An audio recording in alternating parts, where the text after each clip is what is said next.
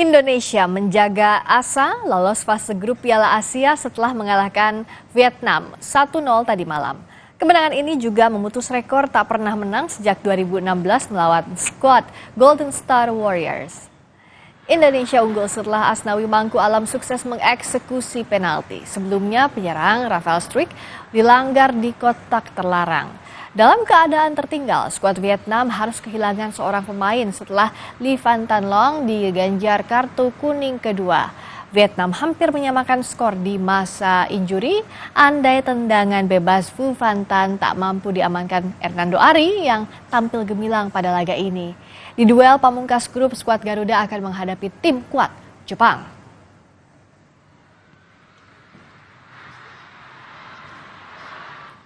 Setelah melakoni laga kedua grup D, Indonesia naik ke peringkat 3 klasemen grup D dengan poin 3. Indonesia kalah selisih gol dengan Jepang yang memiliki poin sama. Irak dipastikan lolos ke 16 besar, sementara Vietnam dipastikan tersingkir. Usai kemenangan atas Vietnam, Indonesia memimpin klasemen tim peringkat 3 terbaik Piala Asia. Pergeseran posisi masih bisa terjadi karena Oman dan Bahrain baru melakoni satu laga. Dari 6 tim, hanya 4 teratas yang akan lolos ke 16 besar.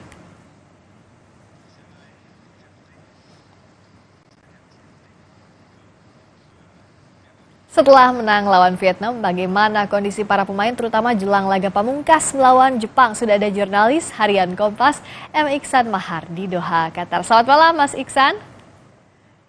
Selamat sore waktu Doha, Kristi. Selamat sore waktu Doha. Senyum kita mengembang ya malam hari ini. Setelah kemarin deg-degan menang atau enggak ya, ternyata Indonesia memenangkan lawan Vietnam. Nah, kalau kondisi pemainnya seperti apa? Karena kan ada juga yang harus keluar karena cedera. Jordi Amat misalnya yang juga mengalami cedera. Bagaimana kondisinya malam hari ini hingga saat ini?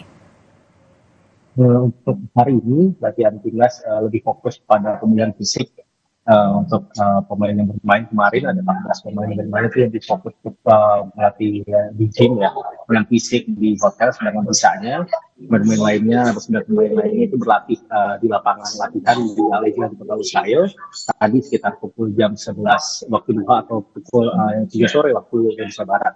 Untuk kondisi pemain, Jordi Amat itu yang paling parah kondisinya karena dia mengalami pendarahan kemarin di wajah, dan hasil pemeriksaan terkini, Jordi mengatakan bahwa tadi kepada kami jurnalis Indonesia yang ada di Doha ini bahwa dia mengalami ada patah tulang di wajahnya dekat hidung, dan itu tidak, tapi menurut dia itu tidak akan mempengaruhi dia persiapan dia jelang lawan Jepang nanti, dan dia siap bermain dengan menggunakan topeng nanti. Jadi penampilan Jordi agak sedikit berbeda nanti melawan Jepang.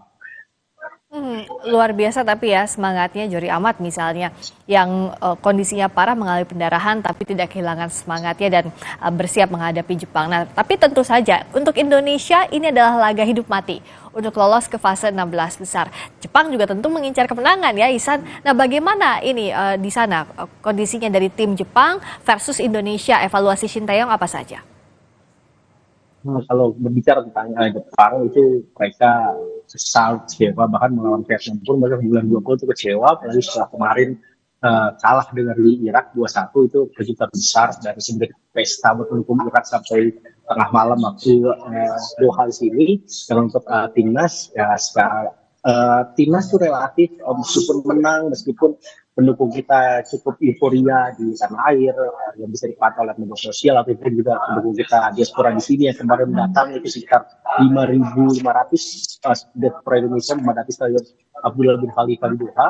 Tapi untuk timnas sendiri relatif mereka lebih tenang. Kemarin saya bertemu beberapa pemain setelah mereka meninggalkan stadion, terutama misalkan contohnya Asnawi Mangku Alam dan Andi Arin, mereka lebih tenang, tidak ada euforia, nggak ada nyanyi-nyanyi ketika meninggalkan stadion. Jadi mereka yang benar-benar sudah fokus dan untuk sudah bersiap menatap laga melawan Jepang, karena melawan Jepang ini kan angka hidup mati, kita bisa mencetak sejarah cukup hasil imbang, sebenarnya kita udah memastikan lolos. Meskipun begitu masih ada banyak variabel kita bisa lolos, misalkan kita kalah tapi ada 2 tim lain di grup lain yang punya poin lebih rendah dari kita. Meski begitu, tapi tim menargetkan kita memegang takdir kita sendiri, yang mana minimal kita mendapat hasil imbang lawan Jepang.